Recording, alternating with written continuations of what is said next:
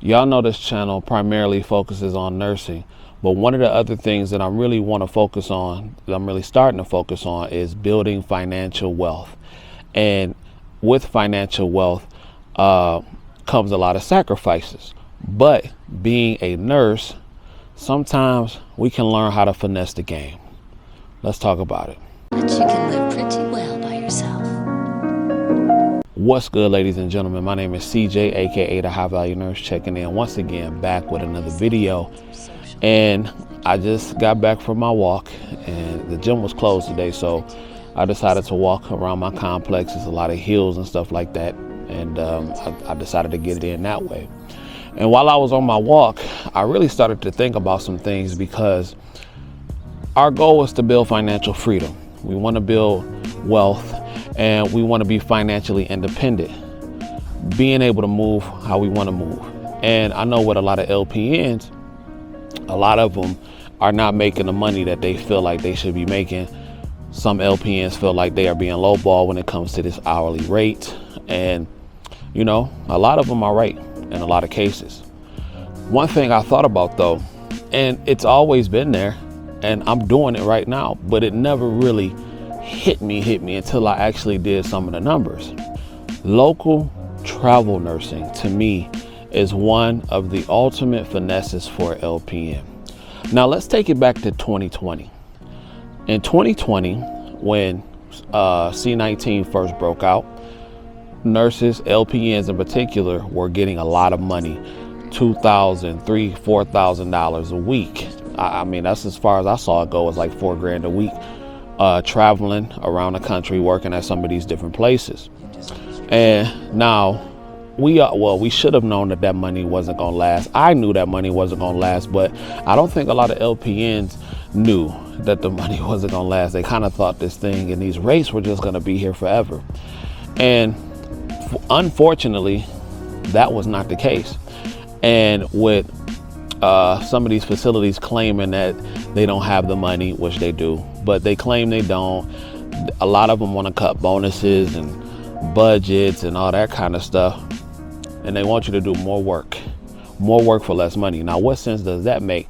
But that is how businesses work, ladies and gentlemen. That is how the game works. And that is why it is up to us to try to figure out how to finesse it the best way possible. Now, let me preface this by saying that this route may not be for everybody, but I think it is the best route for LPNs. And if you are able to do it, I think you are saving yourself more time and making more money. Essentially, you are doubling your money versus the normal rate that you would come in. Now, let's talk about local travel nursing.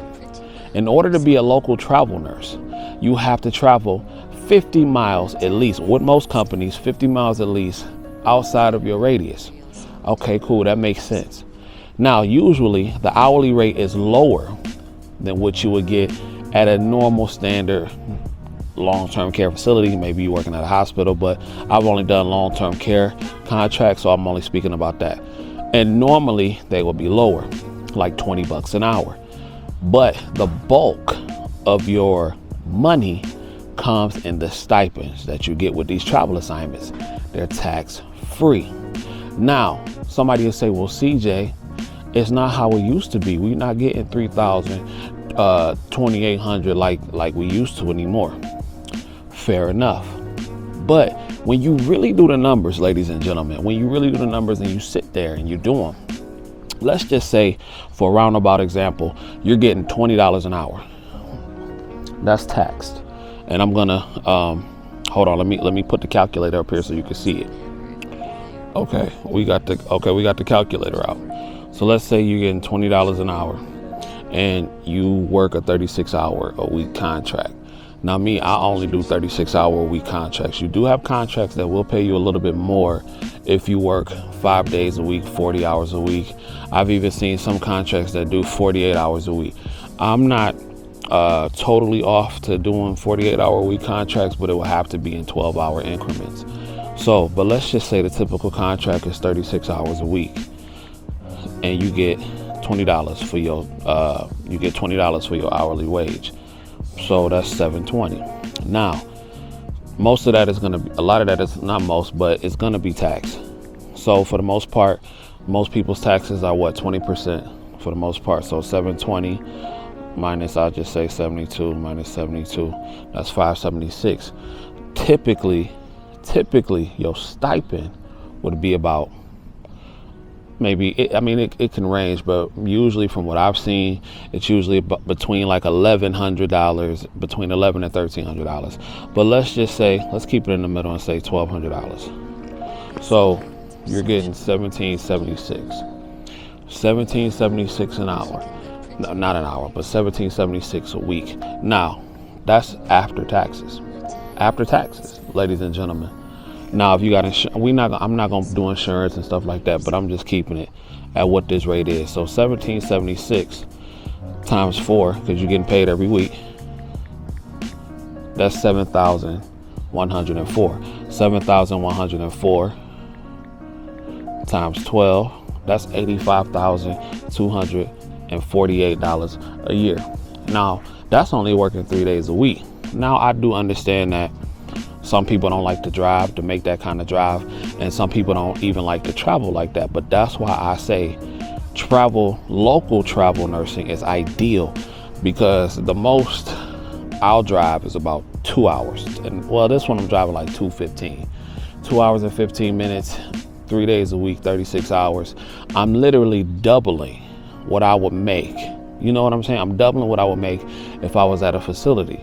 Then I got 4 days to do whatever I want to do, whether that's pick up extra shifts somewhere by my crib or per diem or something like that. I don't do extra shifts in the contracts because it usually doesn't add up, because you're not getting more of a stipend in most cases for picking up an extra shift. So I normally never do it. I just do my 3 days and I keep it pushing. And that's $85,000. Now, that's just a roundabout number, but I usually try to say never go below $1,600 a week. But even so, even if it is a slightly lower, in most cases you are still doubling what you would normally get. But it's really up to you at this point. I just think that's, in all honesty, the ideal way to double your income as a nurse, as an LPN, and particularly that's working in the long-term care setting. I think that's an excellent way to double your income, and you will save more time. Now, I do understand that the travel aspect can be difficult for some people. I understand that a lot of people don't like change. I understand that a lot of people are comfortable. But I personally feel like if you want to finesse and get the most money for the least amount of time, I feel like this is the optimal way to do it, because it's almost like, listen, I'm not a tax guy, okay?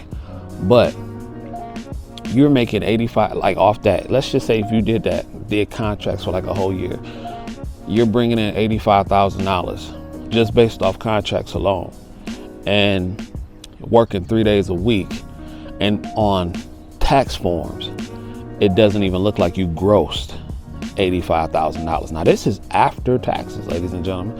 You probably made slightly more before that. So let's see what it would be before tax. Let's see what it will be before you got taxed. So just for the sake of doing it, so let's just say your rate is $20 an hour, 36, 720. So 720 plus, what did I say, 1,200? I think I said 1,200. So 1920 a week times 4, 7680.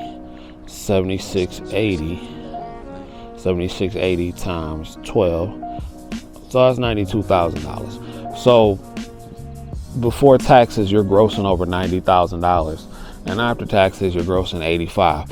You're not coming off bad in that situation, if you ask me, for only working 3 days a week and no overtime. That's the key. Because I know some of y'all ballers that say, oh, that's not a lot of money. That's not a lot of money. But for only working 3 days a week, you doing pretty good. You are doing pretty good. And if you are like me and you don't have a lot of financial responsibilities, and you don't have no kids. Not saying you can't be successful if you got them, but if you are in a situation like me, your money goes further because you don't have other stuff to spend it on. So I really do think this is the ideal move for LPNs. Unless you want to go be an RN or whatever you want to do, you can go do that. But until you decide to do that, I really feel like this is the ultimate move. And then me personally, if I was let's just say I wanted to remain an LPN, this is what I would do. And then I would just take the wintertime off. But if I wanted to work during the wintertime, I would just work down south. I would save up all my money in Michigan, and by the time November hit, boom, I'm down south somewhere. Florida, New Mexico, you know what I'm saying? Georgia. Not really, you know what I'm saying? I'm probably gonna make less, but I would just do it for the weather. But I'd be traveling during that time. I would be working all year to take that 3 months off, 3-4 months off, while still taking vacations throughout the year, saving up my money, putting up for retirement, all that good stuff. So let me know what y'all think in the comments. I think this is a phenomenal idea. I think more LPNs need to get hip and really start to put the numbers together. Just because it's not 200, just because it's not 2,500 a week, just because it's not 2,200 a week and stuff like that, still look and pay attention. Because if you live under your means, you don't have a lot of bills, you don't have a lot of debt, this is still good money, regardless of what a lot of people are saying. $85,000 after taxes is phenomenal money for most people. Most Americans don't touch that. So let's just be real for a minute and really just start to put things in perspective. But let me know what y'all think about this idea in the comments. It make all the sense in the world to me. To all my tax people, am I off somewhere? I'm open to be wrong. Do y'all think this is a bad idea or a good idea? Let me know. Y'all make sure y'all hit that notification bell, subscribe button, and all that good stuff. I'm gonna holler at y'all in a minute.